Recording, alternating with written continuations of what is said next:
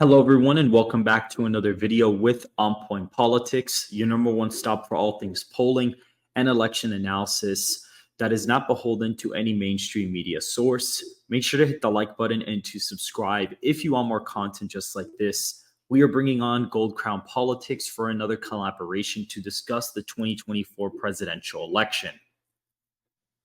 Hey guys, Gold Crown Politics here. On Point, thanks so much for having me on for this collaboration for the 2024 election. Let's get into it.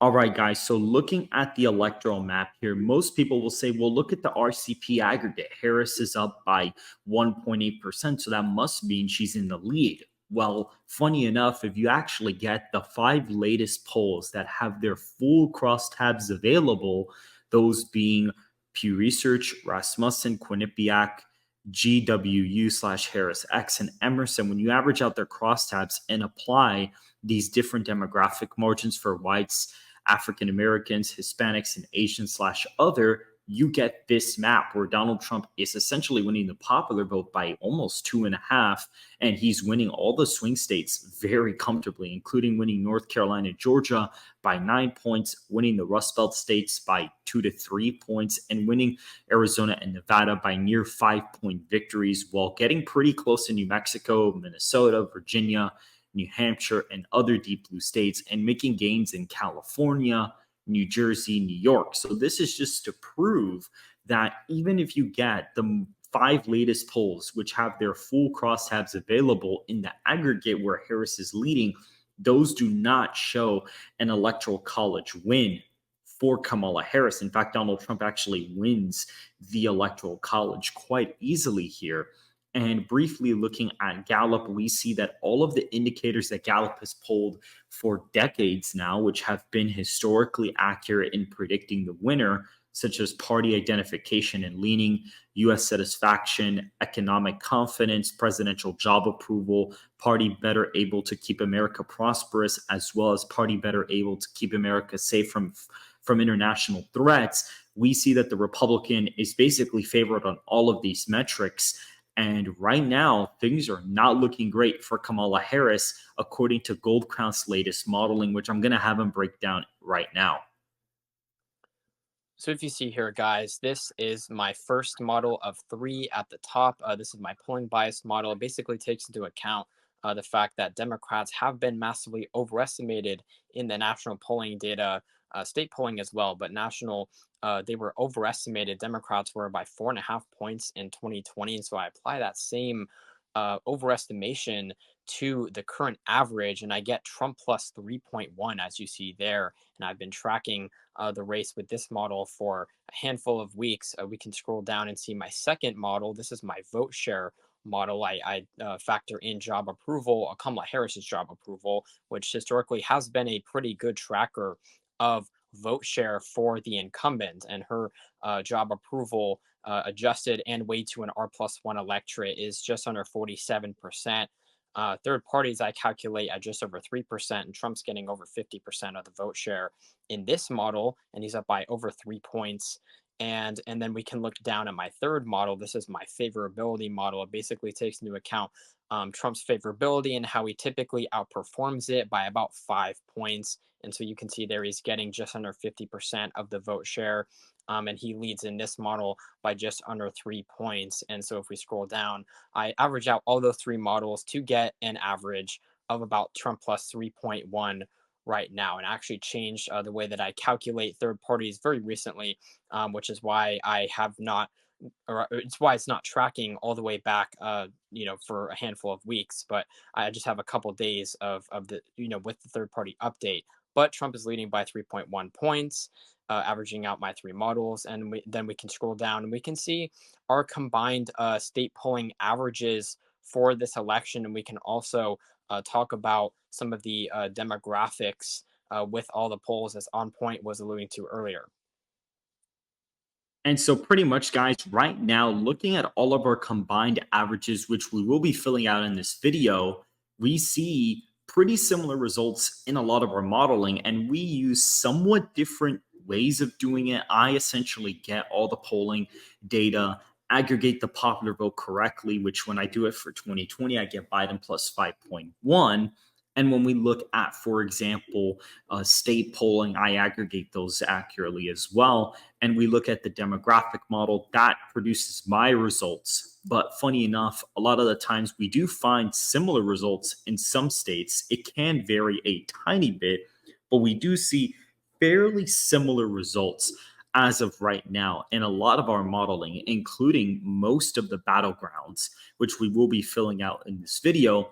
But Donald Trump is in a strong position to win. I mean, Idaho, Utah, Wyoming, Montana, the Dakotas, all of Nebraska are in the safe column except the second congressional district. Kansas, Oklahoma, Missouri, Arkansas, Louisiana, Mississippi, Tennessee, Alabama, Kentucky, Indiana, West Virginia are all in the safe Republican column, as well as Maine's second congressional district. We actually already have that here, where he is in fact winning by 16.6% in our averaged forecast. Looking at California, that's going to be in the safe Democrat column, as well as the District of Columbia, Maryland, Massachusetts, and Vermont, as well as Maine's first congressional district. We'll be leaving that in the safe column just for the sake of the video. However, we do suspect this to be a way lower lead. South Carolina will also be in the safe Republican column, as well as the state of Alaska, which now basically expands the electoral map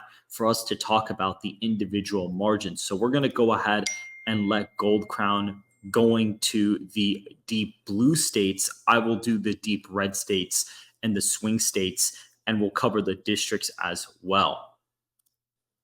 So, starting with the state of Hawaii, this is about a 14-point win for Kamala Harris. Currently, it's in the likely Democratic column. This state's very interesting, because you may be thinking, oh, well, it's safe Democrat. There's no way that Trump could get it under 15 points. But both On Point Politics and myself, we have it. Both of our models have Hawaii under 15. For Harris this cycle, and the reason being that Trump is making substantial gains with Asian voters this cycle. And he also is making heavy gains with union voters as well. Very interestingly enough, Hawaii is the heaviest state in terms of its union electorate in the country. It's the heaviest union state in the United States.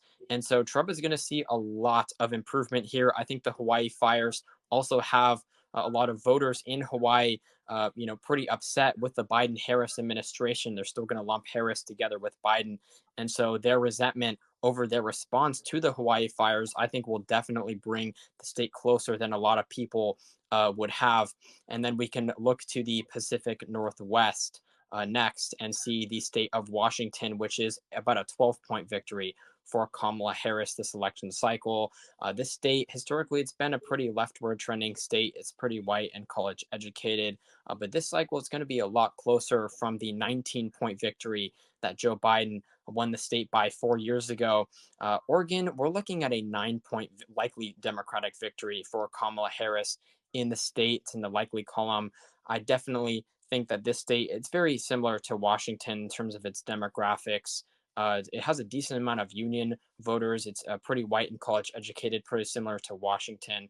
So not much else to say there, but it's a lot closer than it was in 2020. Then we can look at Colorado. This is about an 8.5-point victory for Kamala Harris. It's in the likely Democratic column. I definitely see this state continuing its historical leftward trend. It's very white, it's very college educated. You have a lot of California Democrats moving into the state and pushing it to the left. And so it's about an 8.5-point victory right now for Harris. Next, we can look at Illinois. This is also about an 8.5-point victory for Kamala Harris. So it's a lot closer than the 17-point Biden margin of victory back in 2020. I definitely see this state trending perhaps a little bit to the right just because Trump, he's improving with African Americans. He's also making a really substantial gains with Arab Americans. And of course, Illinois is the highest percentage electorate in the country in terms of Arab voters. And so Trump is making a lot of improvement in the state. I definitely see the state going under 10 points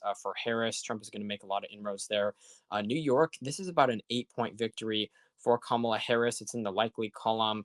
This state, Trump is definitely going to see massive improvements. I have the state trending about 8 points, or sorry, 7 points to the right this cycle because Trump is making substantial gains with Black voters, with African Americans, with Asian voters as well. And New York is a very diverse electorate. It's also the second heaviest union electorate in the entire country by percentage. And so Trump is really improving with all the groups that are heaviest in New York. And so that's an 8-point victory for Harris. New Jersey, we're looking at about a just over a 5-point victory for Kamala Harris in the likely column. The state, it's pretty similar to New York in terms of its demographics. So it's going to be a lot closer than the 16-point Biden win in 2020. It's approaching the lean column. I have the state going on just under 5 points. On Point has it at about a 6-point win. I have it just over 4. That averages out to about +5 for Harris. Regardless, that is a much closer margin than 2020. And that concludes the likely Democratic states. I'll kick it back to you On Point. Now, looking at the likely Republican states, the state of Iowa in this forecast is going to be a combined average of 16 points, as well as Ohio being at 16 points for Donald Trump, putting those states in the safe Republican column. White working class voters in these states, alongside minority demographic shifts, especially in a place like Ohio, are going to be pushing these to the right. Donald Trump, in the most accurate poll back in September, was actually only leading by 4 in the state, but their September polling always underestimates the Republican in the final poll. And so we'll be waiting for Ann Seltzer's last poll out of the state of Iowa. It'll be fairly interesting to see what's going on there. But even the Stay Fair straw poll, which had Trump plus 11 back in 2016 when he won it by 9, ended up having a Trump plus 21 result against Kamala Harris at this year's State Fair. And a lot of the times their State Fair obviously isn't a scientific poll, but it usually ends up getting the winner correct, and the percentages always end up being around the margin of error, which is pretty fascinating.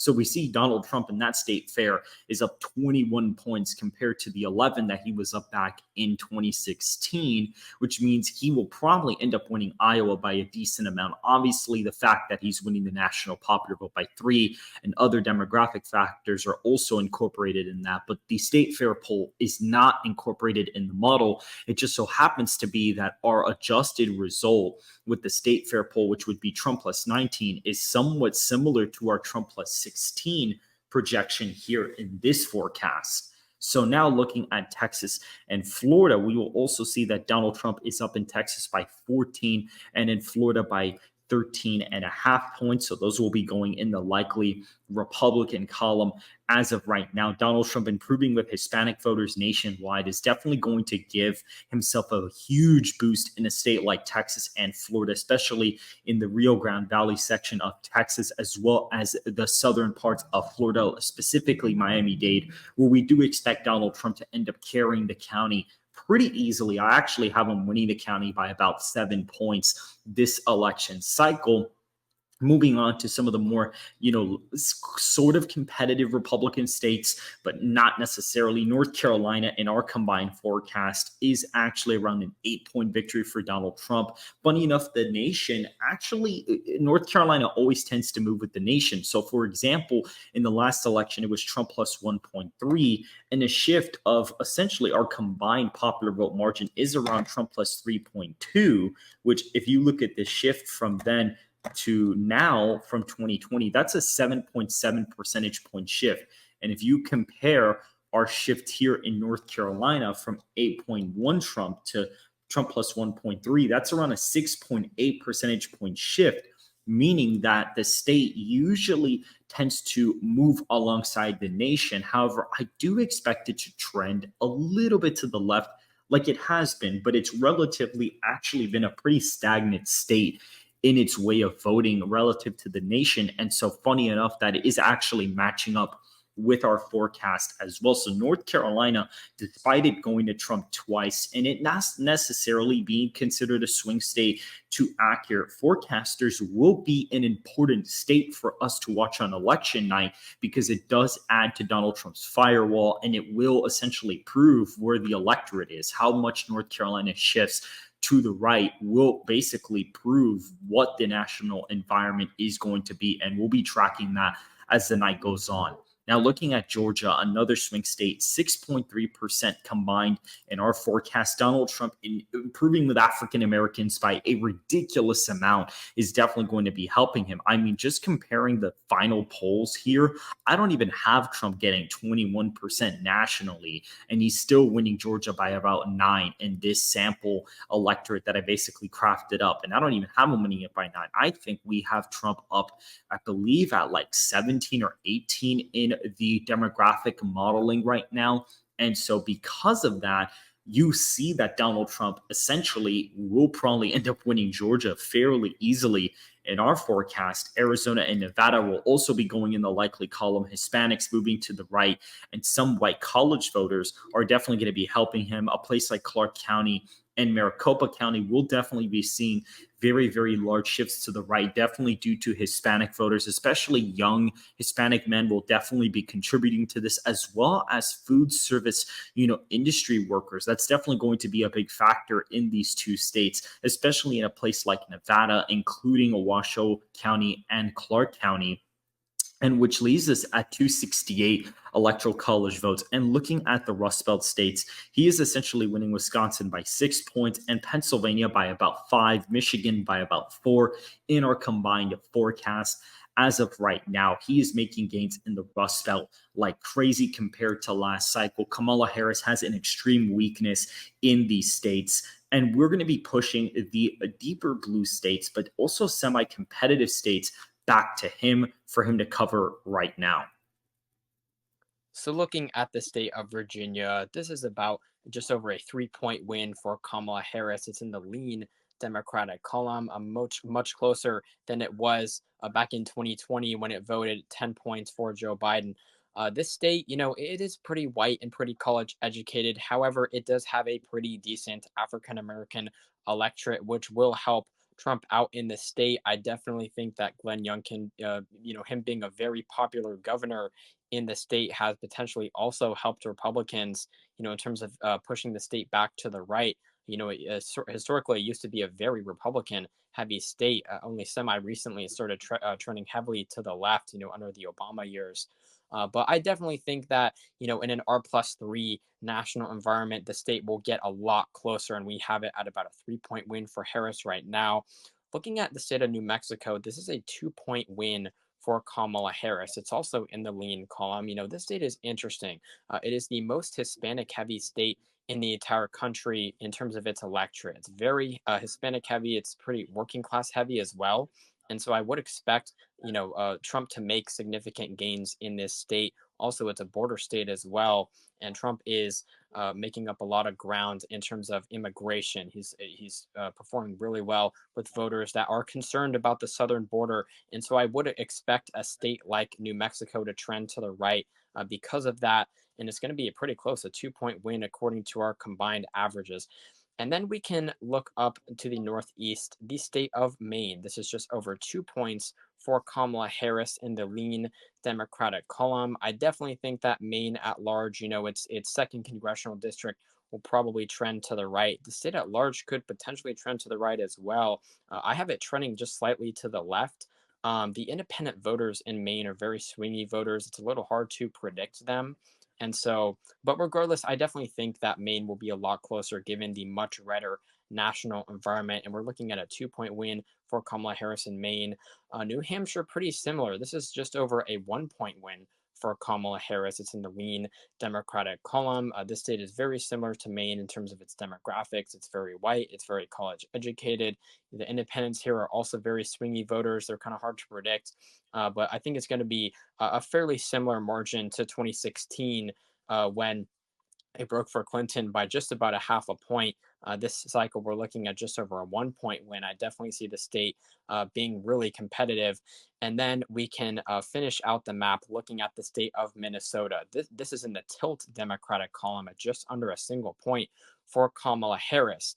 This state, it's kind of interesting because it has different factors that could make you say, oh, well, it could potentially trend to the left, or oh, it could potentially trend to the right. It's kind of hard to predict. It's also a very unpredictable state like New Hampshire and Maine. But Minnesota, we're looking at a tilt Democratic margin. It's very competitive. The state is very white and college educated, which would make you think it could trend to the left, but it also has a very heavy union electorate. And Trump, he made massive inroads with union voters in 2016. I think that's why the state got so close 8 years ago for Trump. And so I could definitely see the state potentially trending to the right. I think it'll probably trend to the left. We'll have to see, but our combined averages have it at a tilt Democratic margin right now. It's very competitive. And so that finishes out the map. Trump is at 312, or sorry, we have Nebraska's second congressional district left. This is a tilt margin for Kamala Harris. It's just barely breaking for her. This district, it's been trending very heavily to the left over the past few election cycles. It is a very college educated district in Nebraska. And so I definitely think that it will continue its leftward trend. It was redistricted to become more Republican from last cycle, but I still see the district continuing its leftward trend. And so Kamala Harris will hold onto that district from 2020, bringing our final projection at 312 for Trump compared to 226 for Kamala Harris. This is a pretty big victory for Donald Trump. This would be even larger than his victory back in 2016, where he won 306 in the Electoral College. Um, and Trump is doing really well. He's doing very well in the Sun Belt. He's improving with African Americans and Hispanics. He's also improving with white voters in the Rust Belt, particularly those of the working class. And so a big victory for Donald Trump this election cycle. And so that wraps up this video, guys. Donald Trump with 312 electoral college votes to Harris's 226 in our combined forecast. Make sure to hit the like button and to subscribe if you want more content just like this. Make sure to go subscribe to Gold Crown Politics as well. And we will be seeing you guys in the next video.